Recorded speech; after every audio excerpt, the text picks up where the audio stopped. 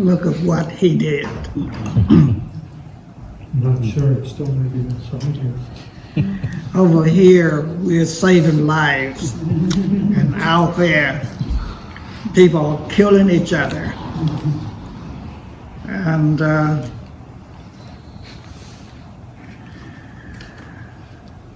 it hurts me very bad for the problem of gun control and such a thing like that.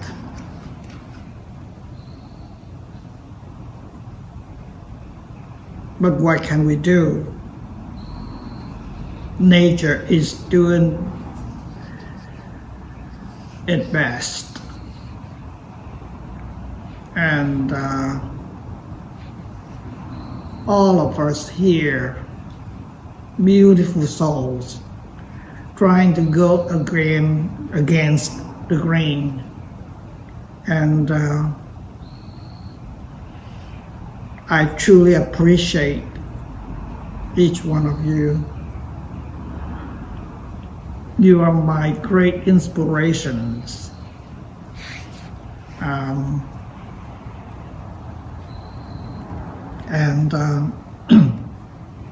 it has been 2 years now. So welcome back, everyone. Thank you. Thank you so much.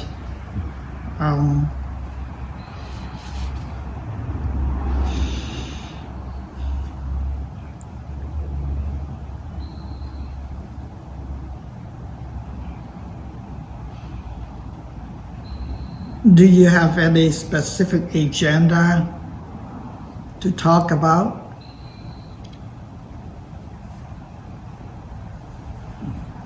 Please. Maybe you can tell us again the 4 concentrations.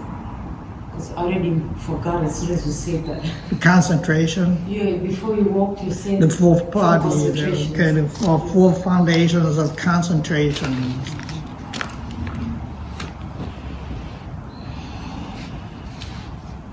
In Theravada tradition, a binding 4 foundation of mindfulness is very, very important because of the true reality which happens every moment, happens here. There's nowhere else. The 4 foundations are the body, the sensation, the mind, and the Dharma. We can pick the first of the 4 foundations to be with. Let's say that you can focus your attention on your abdomen, the rise and fall of your abdomen.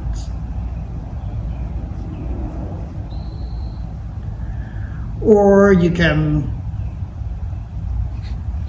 focus on your breath.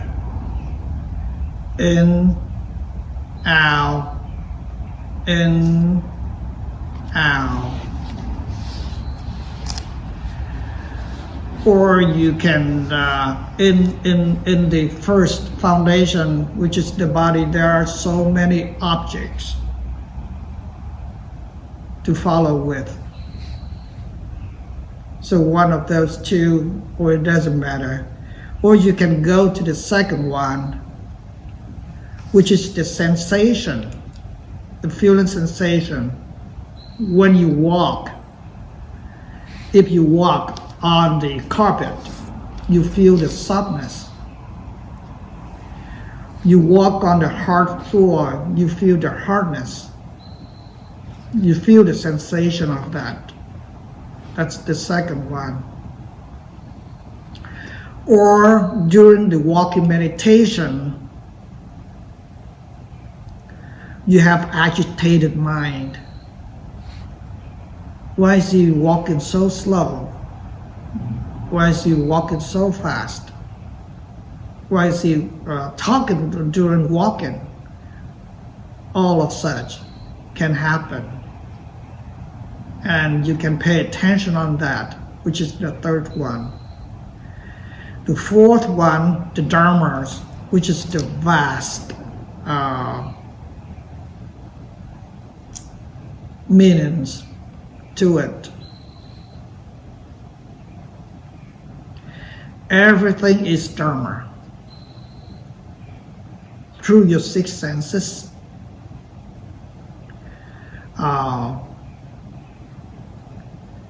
through your feeling, emotions, everything that is movable, conceivable,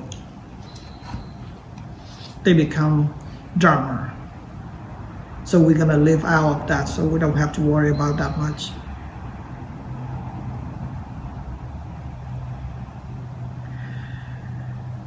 The reason for that is that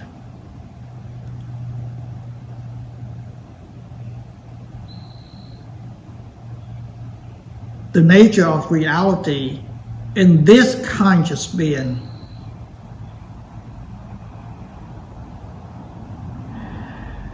there are four things that are happening every moment. The feeling, the sensation, the perception, and the volition. All of those four things are happening every little moment. And then added on to that, in Buddhist psychology, they have the body and then the consciousness, which made up into the five aggregates.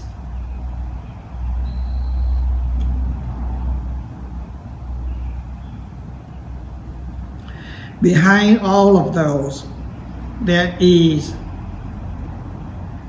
a mind. And we can call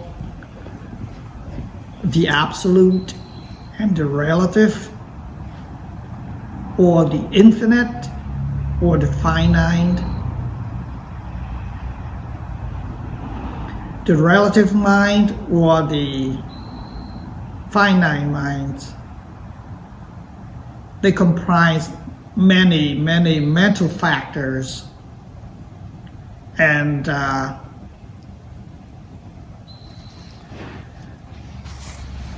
such of those like greed, anger, illusion are the mental factors too.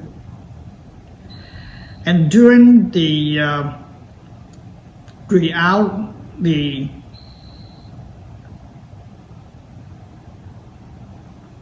reality of the experience, those things come in. They muddle the reality of the experience. If you walk, you just walk. If you listen, you just listen. Then everything will be fine. But then they come in. They become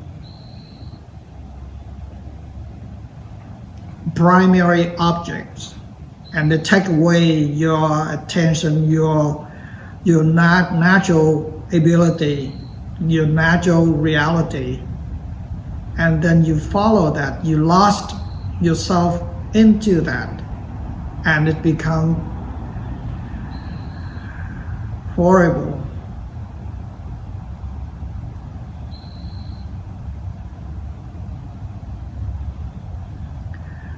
the first thing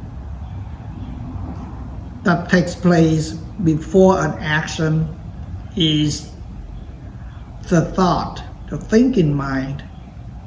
Thinking brings actions.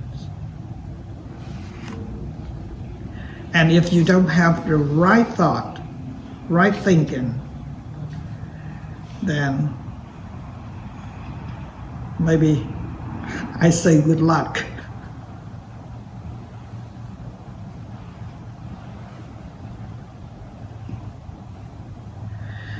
In order to detect such a thing like that, there has to be an awareness.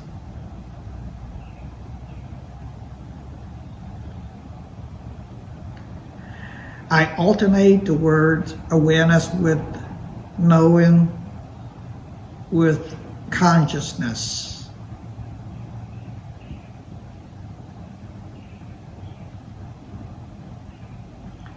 It is very crucial to find out what that is.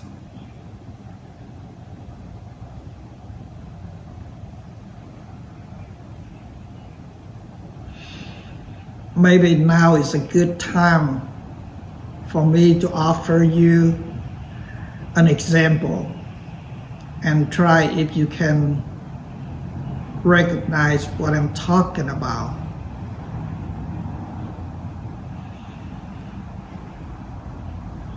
You can close your eyes. Pay attention to yourself without your past identity. Do that.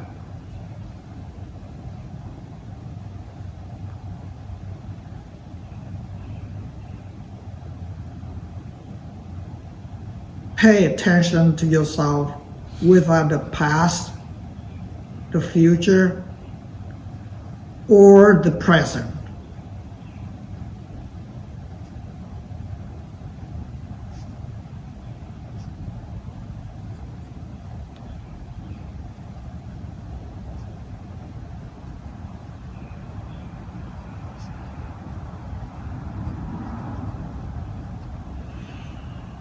If you are doing it correctly, there is nothing from within but just an awareness.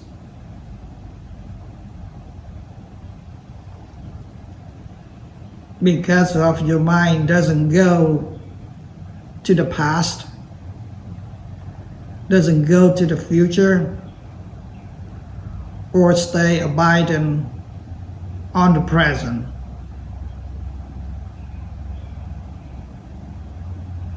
It just inwardly empty and yet knowing.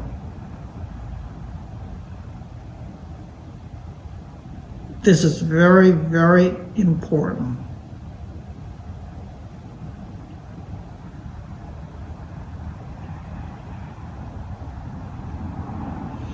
Earlier, during the walking meditation,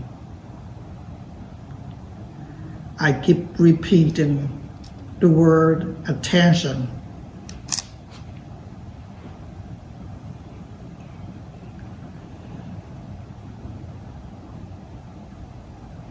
As I remember, one of my English class,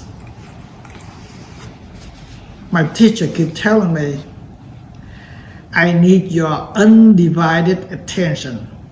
Undivided attention.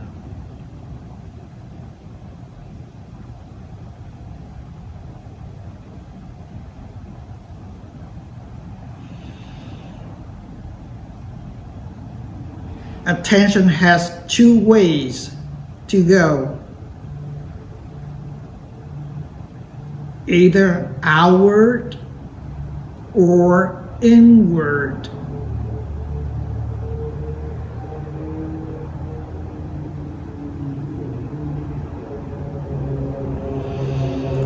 a beautiful poem from a Catholic monk. I think his name is Lila, something like that.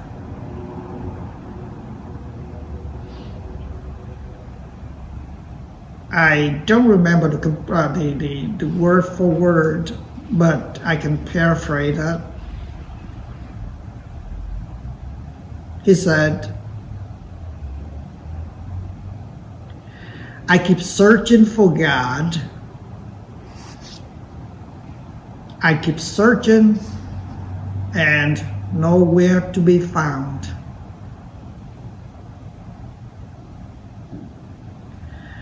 But until I stopped searching, then there God resides within me.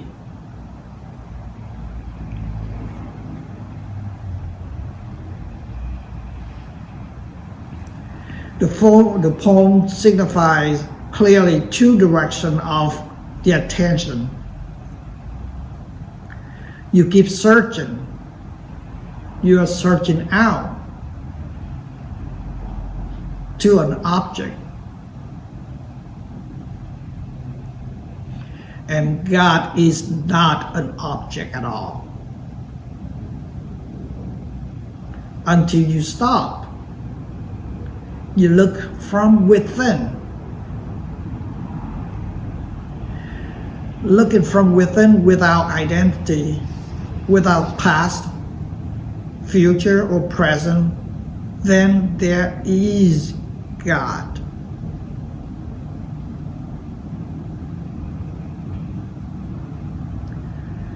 The word God in other traditions is no other than the mind essence, or in Buddhism we call it Buddha nature. That's all.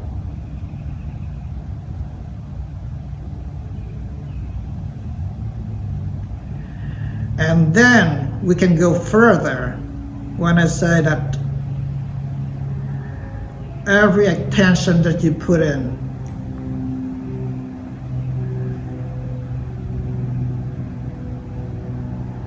one of those four foundations, it doesn't matter, is the key to break through your identity.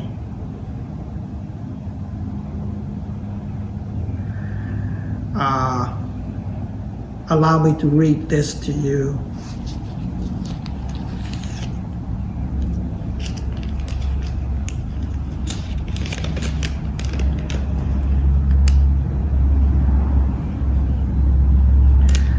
This one is from Nisargadatta Maharaj. To see the world is to see God. There is no seeing God other than the world. To see God beyond the world is to be God. So,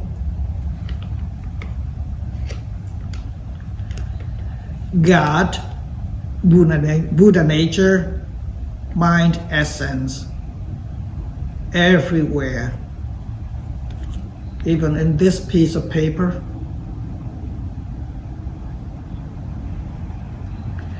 And if we can capture that kind of, I don't know if I can use the word concept because the word concept is wrong already. But if you can understand intuitively,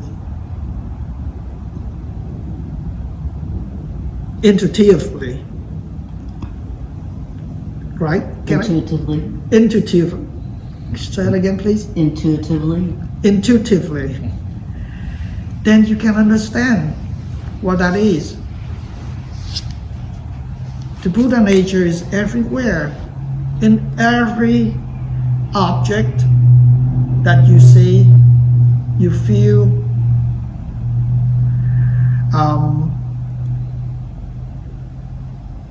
So right there, when I recommend that you pay attention to every little step, you can actually see that. You can actually feel that. You can actually experience that because of everything through six sense doors. There is an experience. And behind that experience, there is an awareness.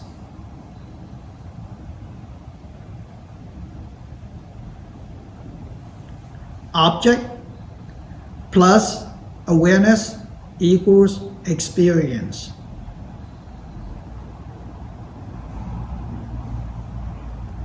So once you understand what that is, then you are in harmony with the nature out there, with everything. Much less to say that we are all ones with nature, with Marcus, with you, we're all one. The union to oneness. And from there, maybe we can live happily ever. but that would not be the story, because right now we are in chaos.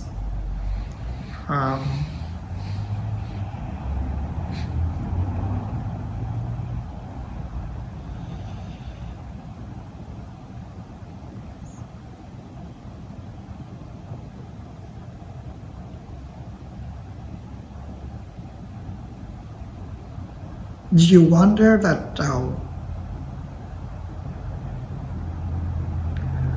why are there so much chaos in this world, in this 7 billion of people? You wonder of that?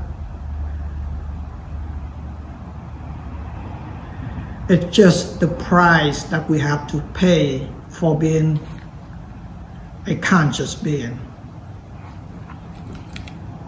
It's just the price we have to pay. And not long ago, I've talked to a young lady about the orderly chaos.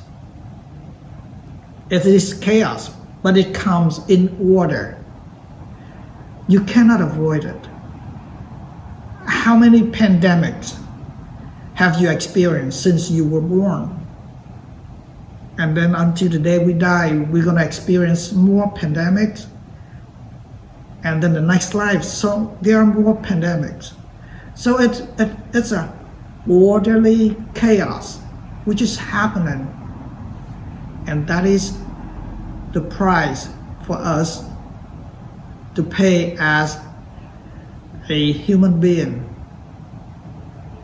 And if we can understand that, if we can understand the creativity of the mind, the multiplicity and the diversity of the mind, then it can take us off the burden of the lamentation. Why? We can stop asking why. And then we welcome. Just like that earlier that we do meditation, just welcome everything. Open yourself out to all objective possibilities out there. And right there, we can attain peacefulness. If you can attain peacefulness, if you can attain peace right there, there's no need to go to anywhere for Nibbana, because of right there, there's no attachment to everything. I can simplify the word Nibbana as a non-attachment to every single aspect in the world. Whatever arises, we can just happily accept it, welcome it. And right there, the attitude of non-judgment,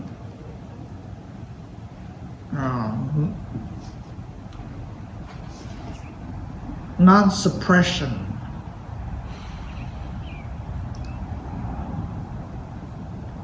right there is Nibbana. So simple, right? You don't have to go anywhere. So Nibbana is right here. If we encounter an object and without any attitude, that is Nibbana. Mental happiness. So simple, right? Well, it's simple, but you have to be able to recognize it too.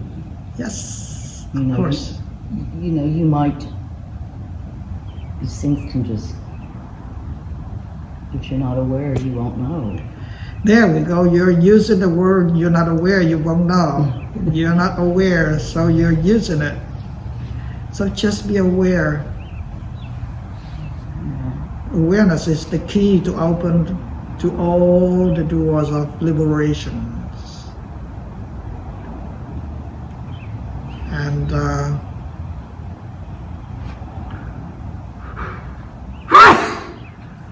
of course,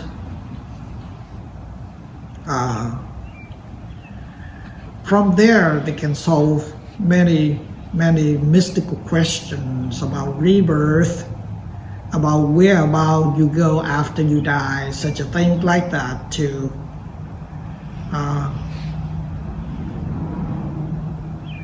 But right now we don't have to go into that arena.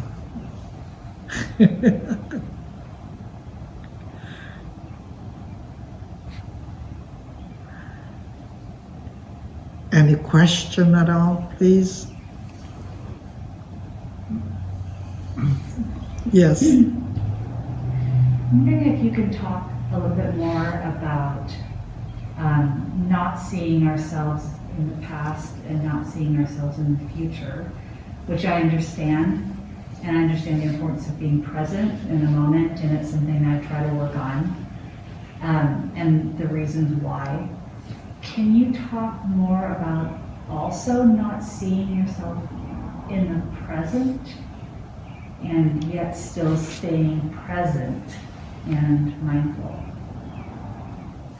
Great question. In the Dhammapada,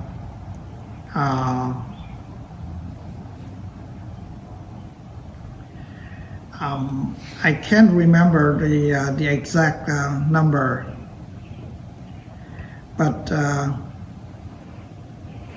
earlier stories and most teachers will emphasize that forget about the past. Don't worry about the future. Just present at this moment. And then the Dhammapada, the story 200 something, it said that forget about the past. Don't worry about future.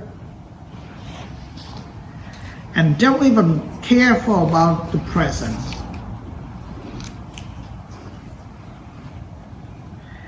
And the yogi goes to the furthest shore. I can't remember completely, but that was said. And of course, that being present, being mindfulness in the present moment, there is an ego into it.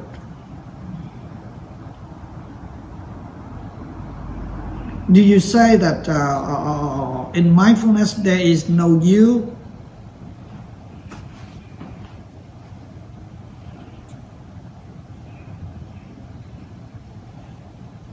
I think I know what the right answer is, but I'm not sure I understand that right answer. right? Aren't we supposed to be trying to get away from the I? Effort. Right? Yeah. But then I can't help but think, I am present right now. I am very Yes. present in this moment. So Yes. that's how I think of it in my mind. Yes, yes.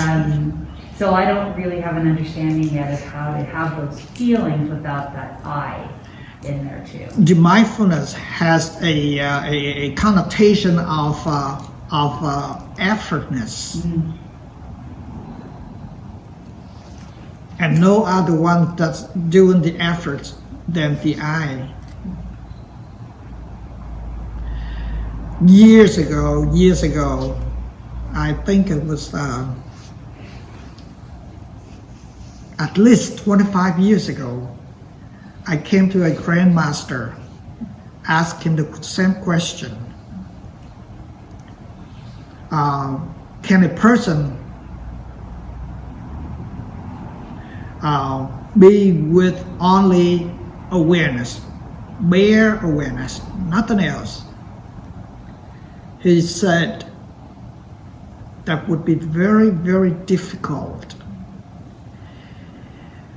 unless your karma is very thin. Then you're okay. Could you say that again? Unless you're what? Your karma, Your karma's thin. Okay. yes. Okay. Right now, your karma is so thick. You're attached to everything. And then, so you need mindfulness, you need heedfulness, you need an effort to go against the grain. And that's why. But once that your karma, you thins out your karma, then you don't need a mindfulness. You don't need to be present at the moment. You just live on. You just live on. Because nothing can disturb you mentally anymore. And that's why that one can attain that state. I can see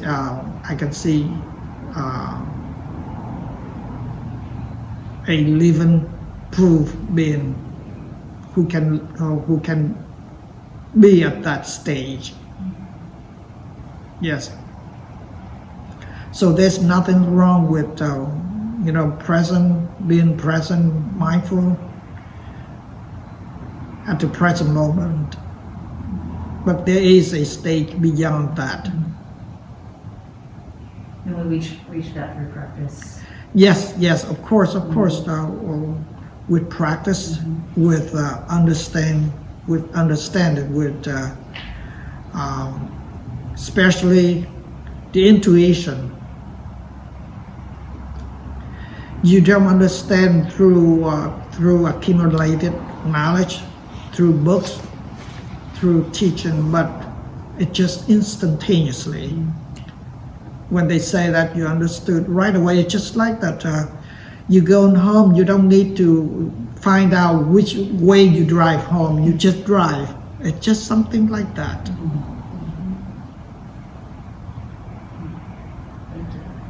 Yes.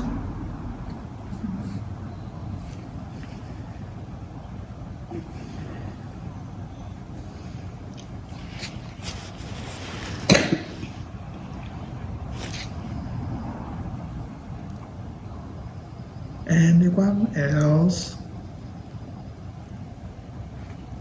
I could ask a question. I think it may take longer than maybe we have time today.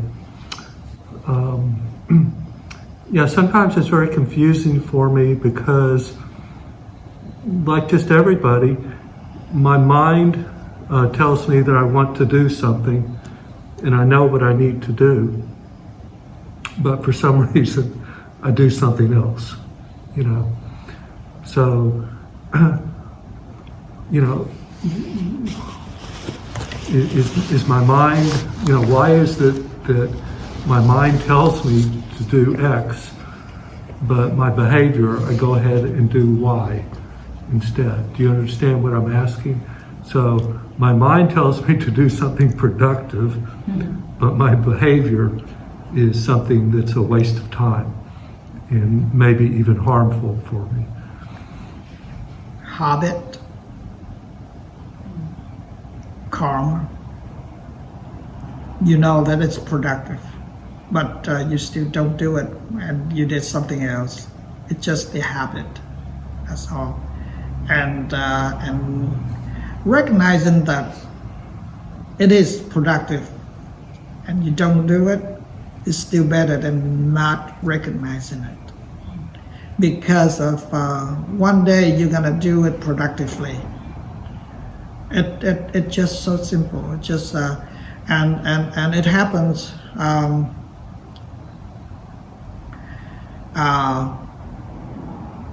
I can say that it happens. It happens in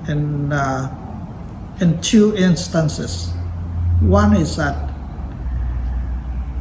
right away. The other one is that gradually that you wean out, and then you go to productively. Years ago, again, I was a bummer, a real bad bummer. During the my years, during my college years, I was rather kind of heavy drinker. You know, young, restless, reckless. So, but one day during the party, somehow the switch turned on, and I say, "What the heck? I'm doing this. I don't have to do this." And then from there, I cut down my drinking by 90%, just like that. And then from drinking every day, I use 1 or 2 beers every 6 months, and then 1 beer for a year, and then I completely drop off. I don't know when, until that you remind me now. That is the instantaneous doing it.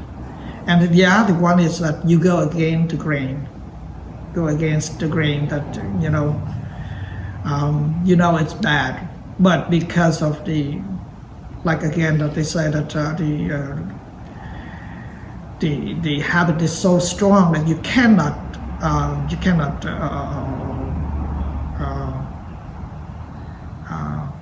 overcome, so you do it. But then the next day, because of being aware that this is productive, this is not productive, this will bring about the productive side. And then you might win 1 in 10, and then gradually 2 in 10, 3 in 10, until that you win 10 in 10. So it's very easy. It's just the mental habit depends on how heavy it is. That's all. Yeah, I get that a lot now too. So don't feel bad. Welcome to the club. Yeah, it seems like almost everybody has that. It Yes, seems of like course, a of course. Yeah, Of very course. basic problem. Of course. Yeah, very important kind of problem. We're here because of the cause from the past. Right? We're here because of the cause from the past. And that's why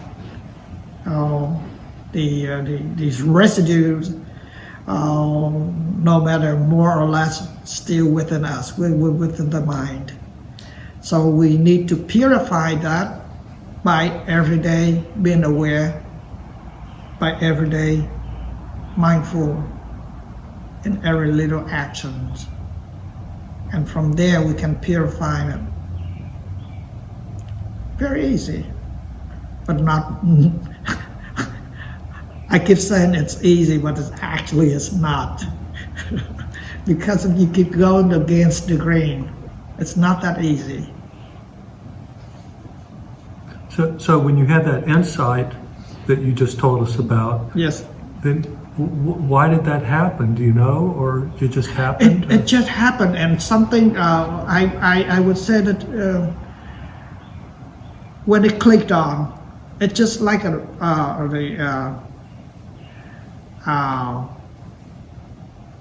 brain,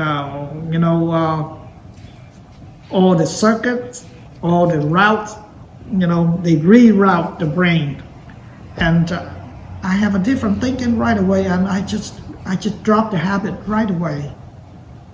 Yeah.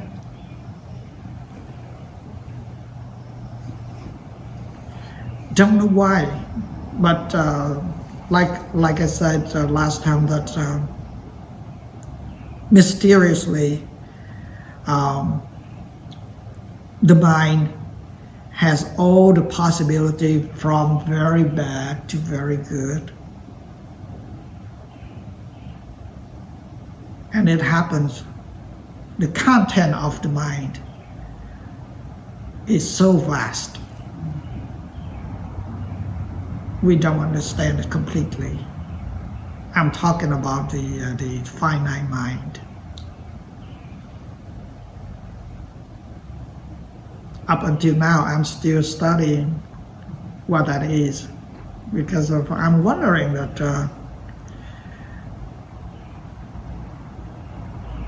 you're holding a gun, shooting out many rounds, killing so many people, and you don't have a heart for it. That's terrible. I don't know why. So I'm still studying the mind.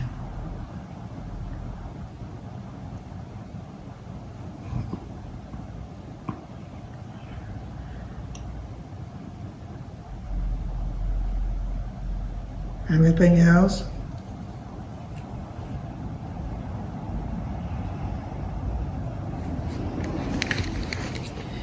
May this merit of coming here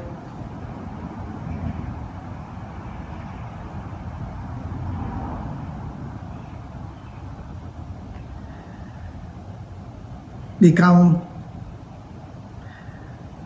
an inspiration for liberation in the future. May you attain complete, ultimate truth within this life. May all of us be liberated.